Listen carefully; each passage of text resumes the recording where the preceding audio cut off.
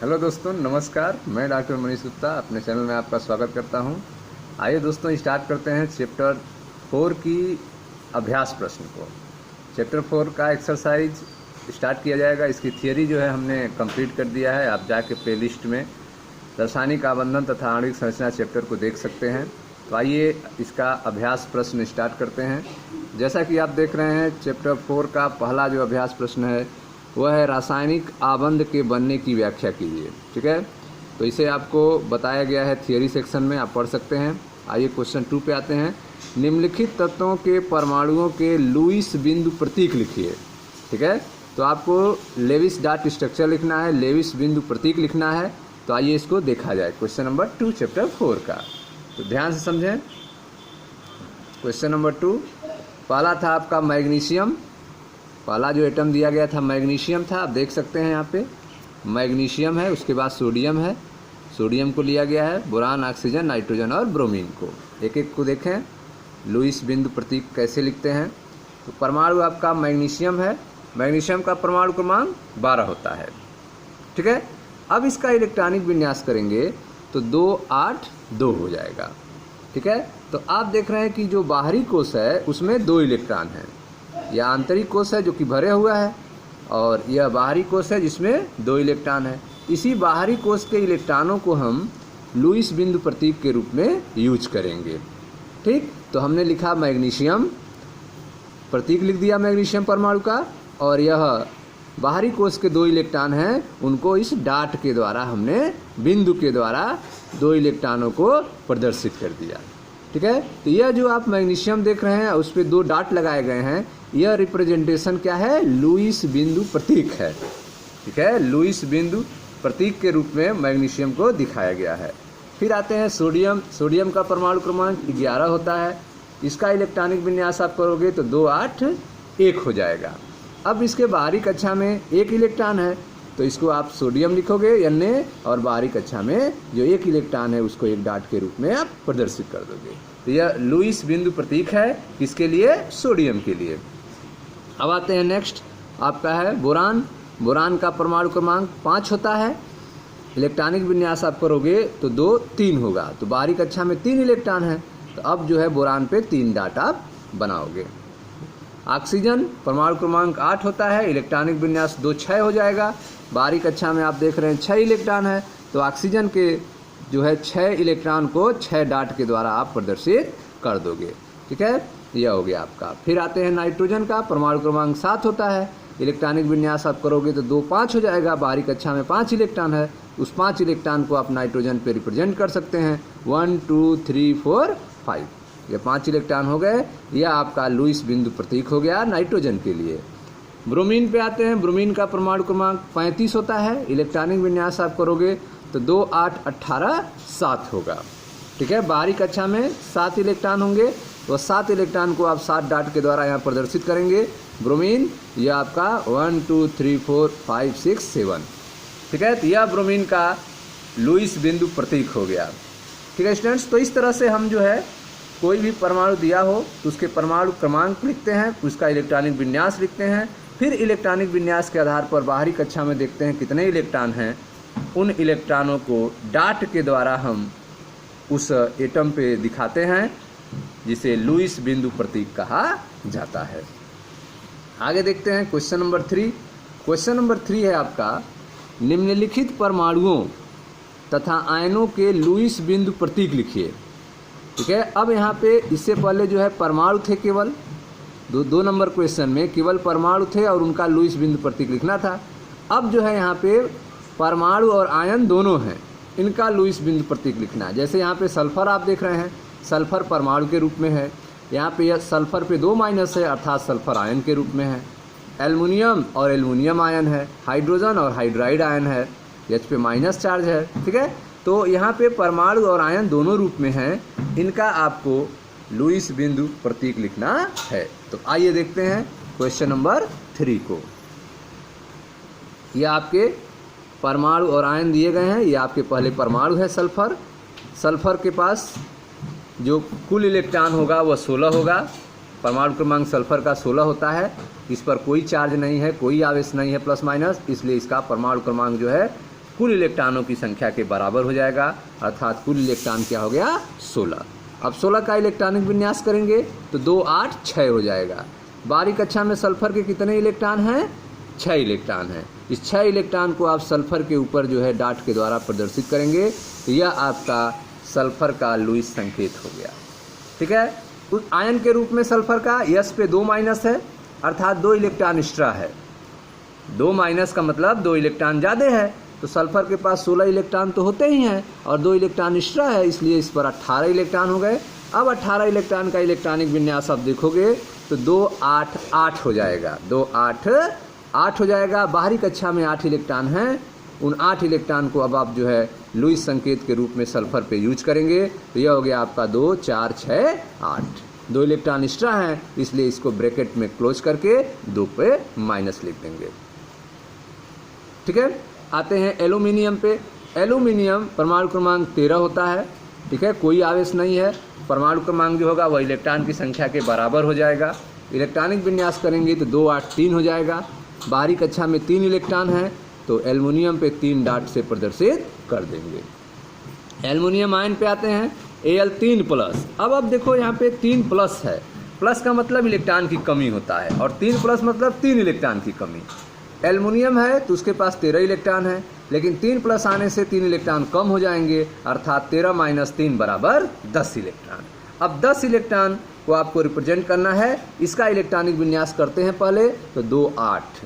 बाहरी कक्षा में 8 इलेक्ट्रॉन हैं। ठीक है, बाहरी कक्षा में 8 इलेक्ट्रॉन हैं तो यह आपका कंप्लीट है। तो आप देखें यहाँ पे तो एल्युमिनियम पे 3+, इस तरह से आप रिप्रेजेंट कर देंगे, एल्युमिनियम पे 3+। हाइड्रोजन परमाणु क्रमांक 1 होता है, इलेक्ट्रॉनिक विन्यास भी 1 हो जाएगा और जो है आप हाइड्रोजन और 1 इलेक्ट्रॉन दिखा देंगे। H- 1 इलेक्ट्रॉन एक्स्ट्रा आ गया है तो 1 + 1 2 इलेक्ट्रॉन हो गए। अब 2 का इलेक्ट्रॉनिक विन्यास 2 होगा। अब इसको हाइड्रोजन पे 2 इलेक्ट्रॉन आप दिखा के या माइनस कर दिए, 1 माइनस लगा दिए। ठीक है, तो यह हो गया आपका रिप्रेजेंटेशन परमाणु और आयनों का लुईस संकेत के रूप में। नेक्स्ट क्वेश्चन देखते हैं। अगला है आपका, निम्नलिखित अणुओं तथा आयनों की लुईस संरचनाएं लिखिए। फिर आपको अब लेविस स्ट्रक्चर लिखना है, अब बिंदु प्रतीक नहीं आपको लिखना है, लुईस संरचना बनानी है। निम्नलिखित अणुओं और आयनों की लुईस संरचना लिखिए। पहला है आपका H2S, फिर है SiCl4, BeF2, SO, ठीक है, CO3, 2- HCOH। तो आइए स्टार्ट करते हैं पहला H2S का। ध्यान से आप समझें। Question number 4, hydrogen sulphide H2S, यह है आपका, इसका फिगर बनाना है। तो आप जानते हैं सल्फर के बाहरी कक्षा में कितने इलेक्ट्रॉन होते हैं? सल्फर का परमाणु क्रमांक 16 होता है, इलेक्ट्रॉनिक विन्यास 2 8 6। बाहरी कक्षा में कितने इलेक्ट्रॉन होंगे? 6 इलेक्ट्रॉन होंगे। जैसा आप देख सकते हैं सल्फर परमाणु का पास कुल इलेक्ट्रॉन 16 हैं, तो इलेक्ट्रॉनिक विन्यास 2 8 6, तो बाहरी कक्षा में 6 इलेक्ट्रॉन हैं। ठीक है, तो इस 6 इलेक्ट्रॉन को हम डॉट के द्वारा प्रदर्शित करते हैं। सल्फर के 6 इलेक्ट्रॉनों को कैसे प्रदर्शित कर रहे हैं? डॉट के द्वारा। तो यह डॉट के द्वारा आप देखें सल्फर के इलेक्ट्रॉन हैं 1 2 3 4 5 और 6, ये सल्फर के इलेक्ट्रॉन हो गए 6। अब हाइड्रोजन, 2 हाइड्रोजन है, एक हाइड्रोजन के पास कितना इलेक्ट्रॉन होता है? तो एक हाइड्रोजन के पास एक ही इलेक्ट्रॉन होता है। अब जो है थोड़ा सा इसमें भिन्नता उत्पन्न हो जाए, इसलिए हम हाइड्रोजन के इलेक्ट्रॉन को क्रॉस से रिप्रेजेंट कर दिए हैं। सल्फर के इलेक्ट्रॉन को आपने डॉट से रिप्रेजेंट किया, तो हाइड्रोजन का इलेक्ट्रॉन जो है डॉट से अगर आप लिख देंगे तो कन्फ्यूजन हो जाएगा, इसलिए हम जो है अलग से जो है इसका रिप्रेजेंटेशन बना रहे हैं, जिसको क्रॉस से रिप्रेजेंट कर रहे हैं, गुणे से। ठीक है, तो हाइड्रोजन का पास एक इलेक्ट्रॉन है, तो इसको एक इलेक्ट्रॉन से हमने रिप्रेजेंट कर दिया, एक क्रॉस से।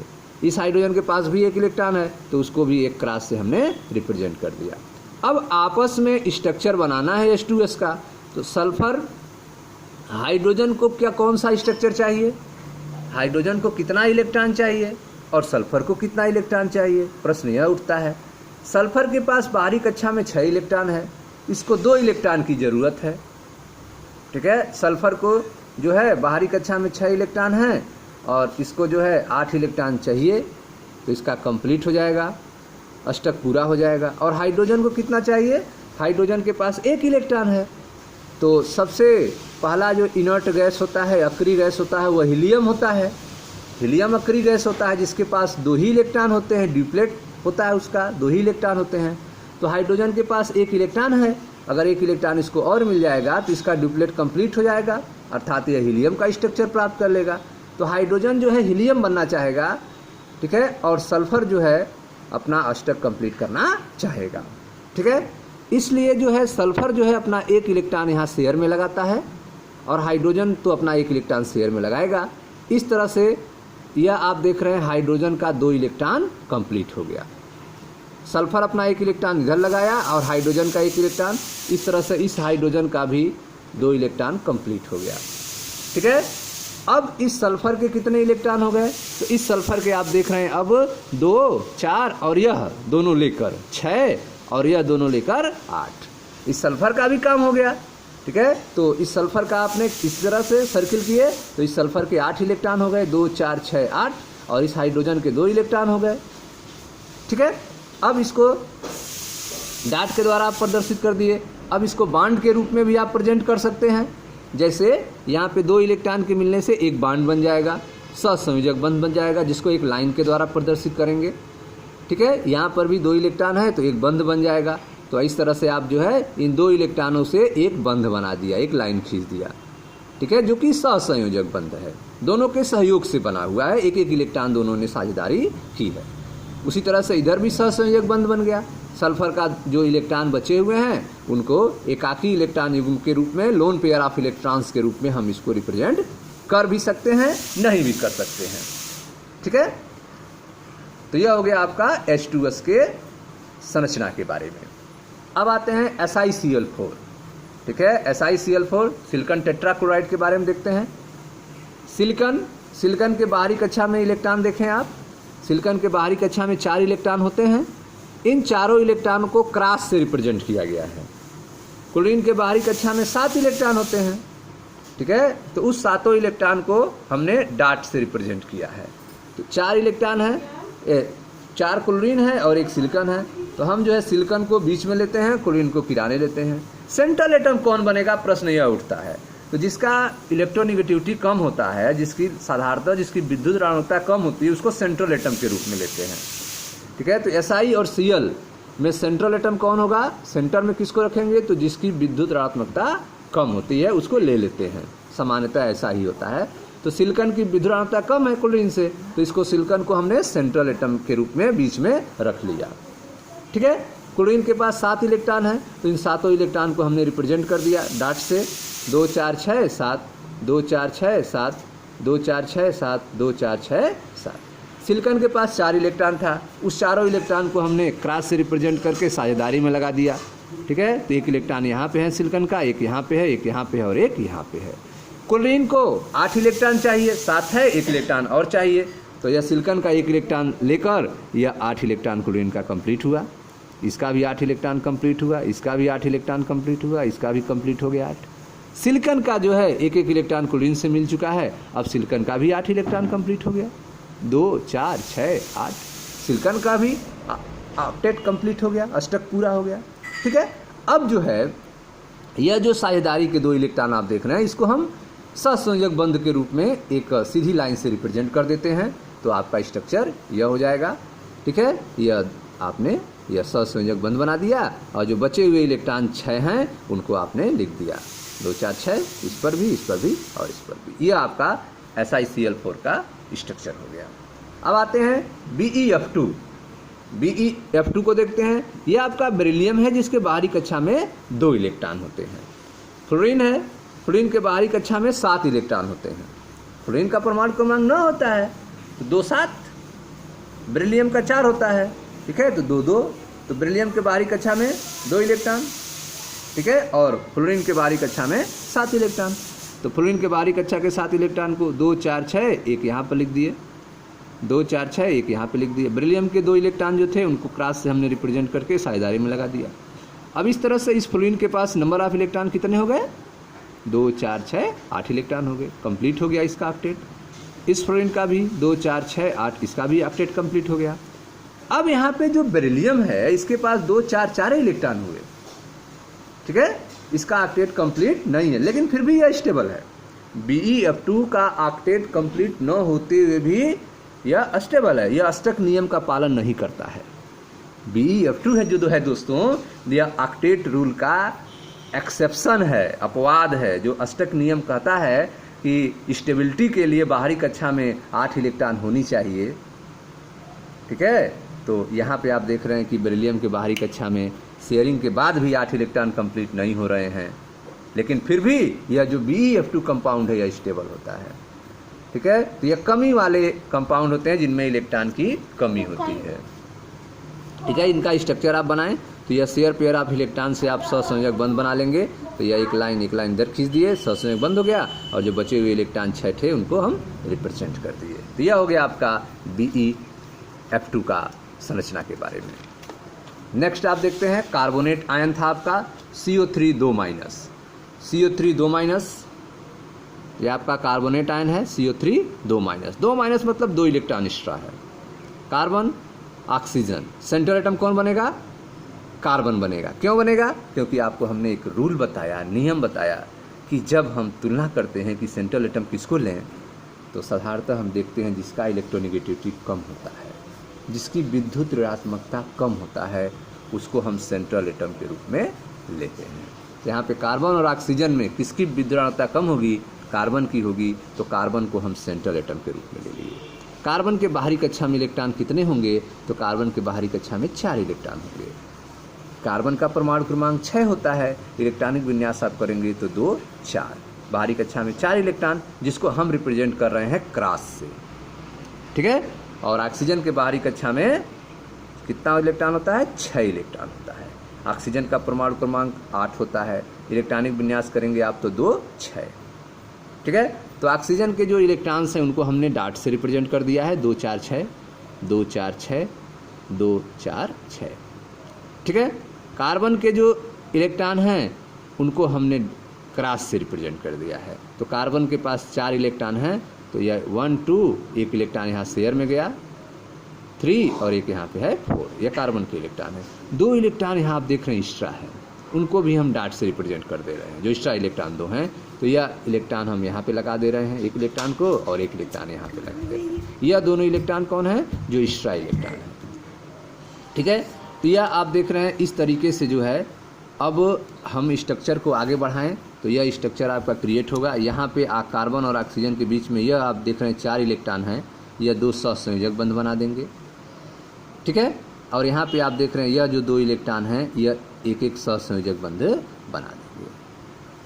2 इलेक्ट्रॉन एक्स्ट्रा है तो उनको हम 2- के रूप में इस पर रिप्रेजेंट कर देंगे, बड़े कोष्टक में बंद करके। ठीक है, यह वाला जो कोष्टक है इसमें बंद करेंगे, और इस तरह से स्ट्रक्चर बनाने के बाद इस पर 2- लिख देंगे। क्यों? क्योंकि 2 इलेक्ट्रॉन एक्स्ट्रा आए थे। तो यह आपका कार्बोनेट आयन का स्ट्रक्चर है, CO3 2- का स्ट्रक्चर है। यह आगे जो है हम चर्चा करेंगे अनुनाद में, जब आएंगे तो इस स्ट्रक्चर के बारे में हम लोग और पढ़ा जाएगा कि यह स्ट्रक्चर जो है बदलता रहता है, क्या वाकई यह कार्बोनेट आयन का रियल स्ट्रक्चर है, तो हम लोग आगे इसको एक्सप्लेन किया जाएगा। ठीक है, अनुनाद में आप पढ़े होंगे, इसके बारे में आपको समझाया गया है। आगे देखते हैं, अगला है आपका SO3। SO3 का स्ट्रक्चर क्या होगा इसको समझते हैं, देखिए ध्यान से। SO3 sulphur. ठीक है, अब यहाँ पे सल्फर के बाहरी कक्षा में आपने पढ़ा 6 इलेक्ट्रॉन होते हैं, 6 इलेक्ट्रॉन, और ऑक्सीजन के बाहरी कक्षा में भी 6 इलेक्ट्रॉन होते हैं। ठीक है, तो यह जो है 2 इलेक्ट्रॉन सल्फर ने अपना 2 इलेक्ट्रॉन यहाँ साझेदारी किया, और ऑक्सीजन ने भी अपना 2 इलेक्ट्रॉन साझेदारी किया, जिससे यहाँ पे बंध बन गए। ऑक्सीजन का अष्टक कंप्लीट हो गया, 2 4 6 8। सल्फर का भी अष्टक कंप्लीट हो गया। ठीक है, इसका भी 6 था, 1 इलेक्ट्रॉन यहाँ से मिल गया ऑक्सीजन से, 1 इलेक्ट्रॉन यहाँ से, 8 इसका भी कंप्लीट हो गया।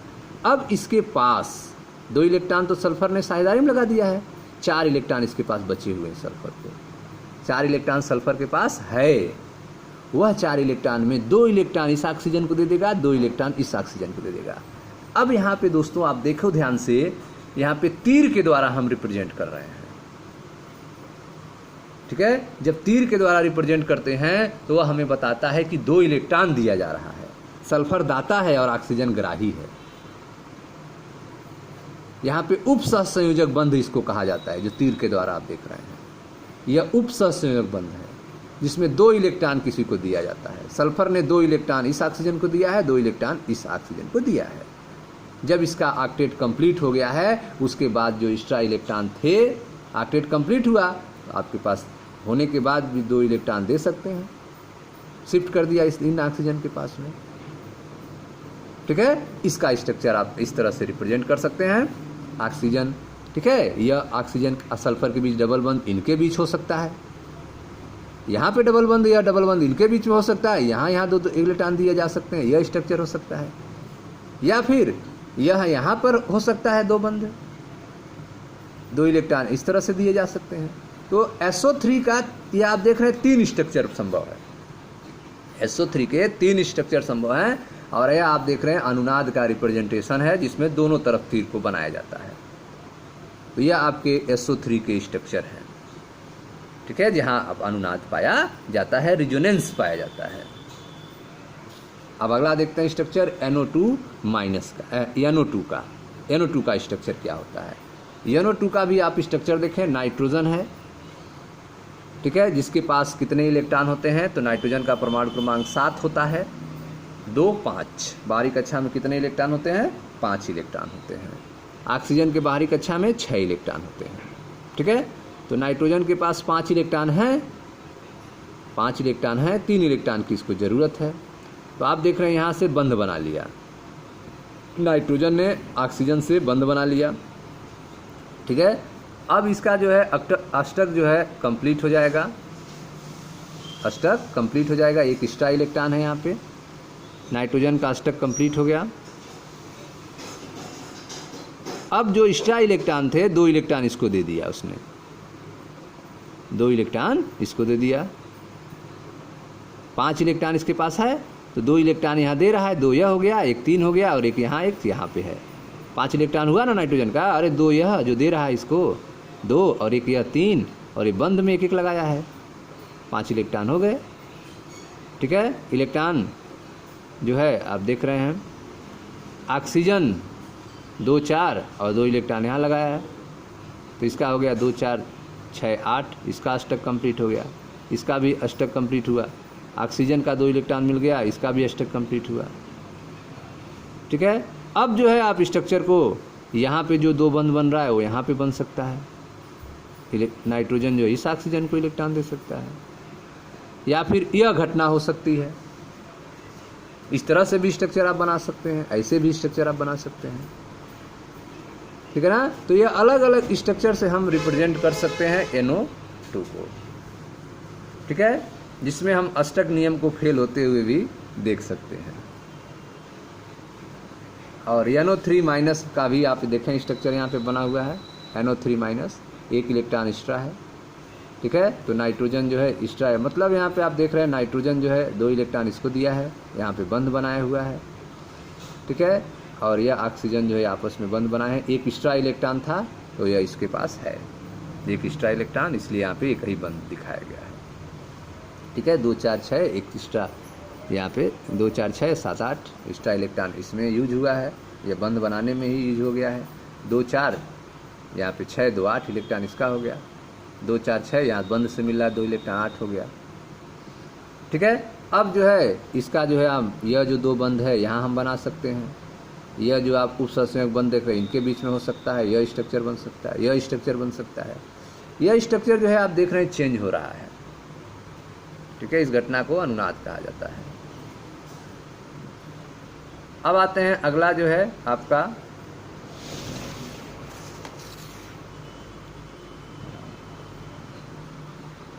तो यह जो हमने आपको बता रहे थे, यह आपका क्वेश्चन नंबर कार्बोनेट आयन का था, जो कि आपका यह था क्वेश्चन नंबर 4 था। उसके बाद क्वेश्चन नंबर 13 था, यह आपका क्वेश्चन नंबर 13 था, यह इसका 13 आप देख सकते हैं।